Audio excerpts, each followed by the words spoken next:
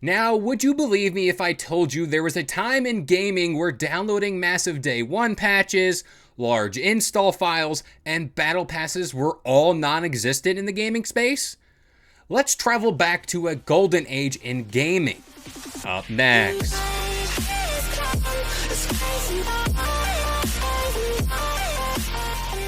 What up guys, this is Kalo and I'm here to give you the lowdown on all things gaming, and if you're new here, feel free to subscribe to this channel for weekly video game news content and drop a like on the video. So today's video is going to be a little bit out of the norm from what you guys normally get here on this channel. A while back I did a 2 years later post-launch for the PS5 and Xbox Series X, so I wanted to switch things up here. So today I wanted to go even further back in time to a console that is near and dear to my heart and really just started my passion in gaming.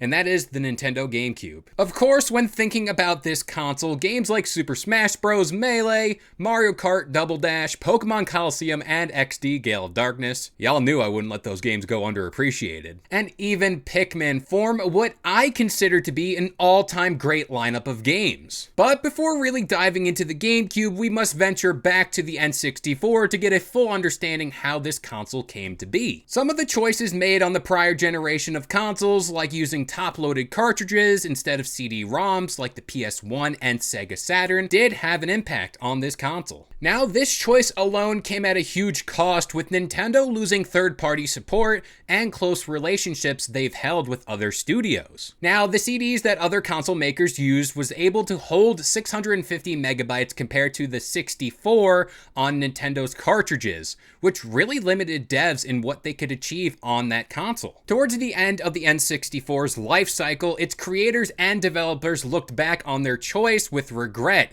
and didn't want to make the same mistake twice.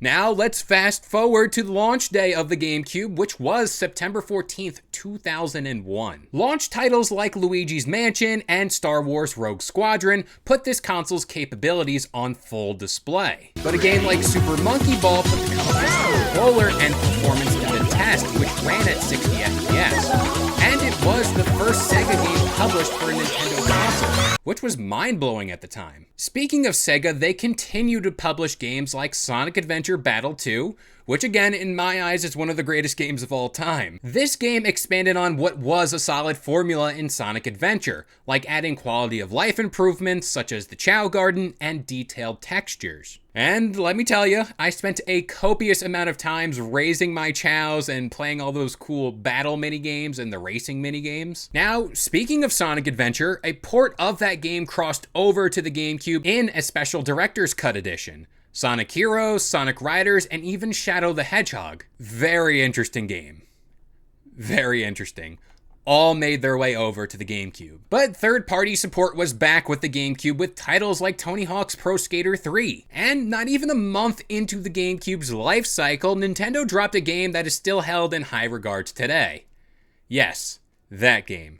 Super Smash Bros. Melee. Now, a fun fact about this game, its director Masahiro Sakurai never intended for its game to have the competitive scene. Now, since the game's launch, fans have found all types of cool techniques and exploits that are still being uncovered today. And if the straight-up fight mode isn't your speed, you can dive into the game's impromptu story mode and challenges mode that really aid in unlocking even more characters and trophies. And that right there added value to each of the game's modes, which made it more enticing to play, rather than attaching a small XP boost to a multiplayer game mode like most games just do today. But how can I talk about the GameCube without talking about Pikmin? This RTS game also released on the same day as Melee, so oftentimes it was greatly overshadowed. And just saying this as a person who really isn't too thrilled about RTS games, normally I sunk a lot of hours into this game, so it's pretty telling how great this game is. Now, a title like F-Zero GX was one of those fever dream titles to me,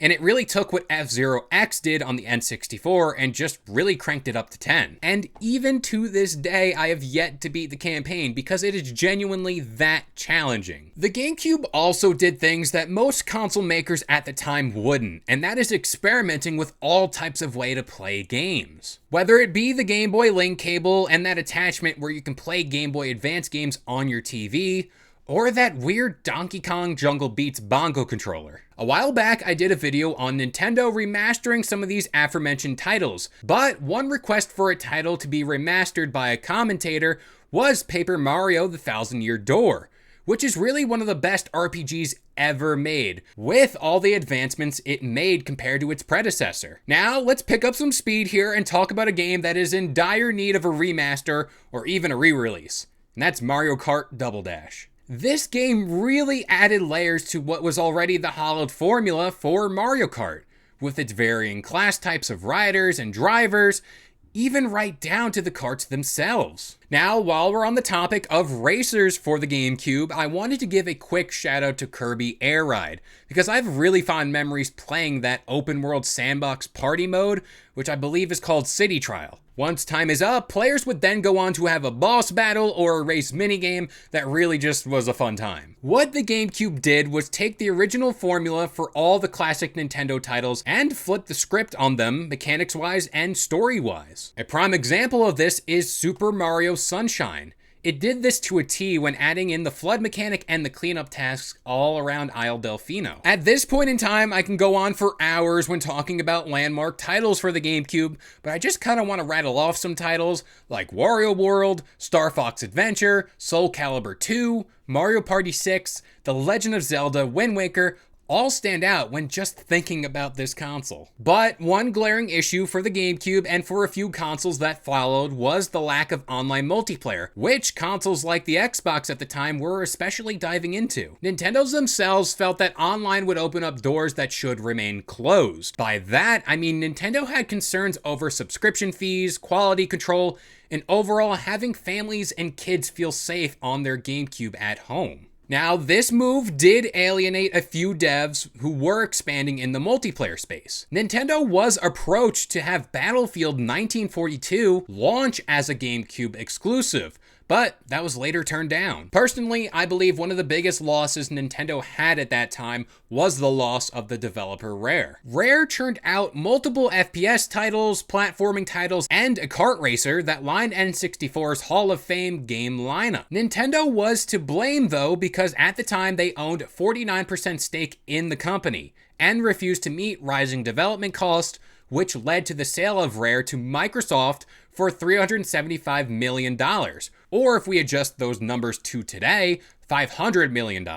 Now, with all this being said, I just miss the days where you pop in a game to your console and it just works. When there wasn't false hope for DLCs, add-ons, or even a battle pass. Games at the time for the GameCube just released and formed core memories for a lot of gamers around the world because those titles were mostly passion projects by their respective devs. Instead of being a quarterly number, most studios just feel obligated to hit. The GameCube was a true gem of a console, and I often find myself plugging it in to this day and playing a few titles just to live out the good old days. Also, if you don't believe me, I still have the console today. Still has the Pokemon XD Gale of Darkness skin, I do have a Wavebird, not to flex or anything, and then the Game Boy Advance port at the bottom of the console. I just love this console, and can we stop the debate? This was the first portable console. It's got this little handle right here. But with all that being said, I'm going to pass this question off to you guys. What were some of your fond memories on the GameCube, and what are some of your favorite titles? Y'all know mine. But that about does it here. I've been Kalo. I gave you the lowdown on all things gaming, and if you're new here, feel free to subscribe to this channel for weekly video game news content, drop a like on the video, and I'll see you guys next time.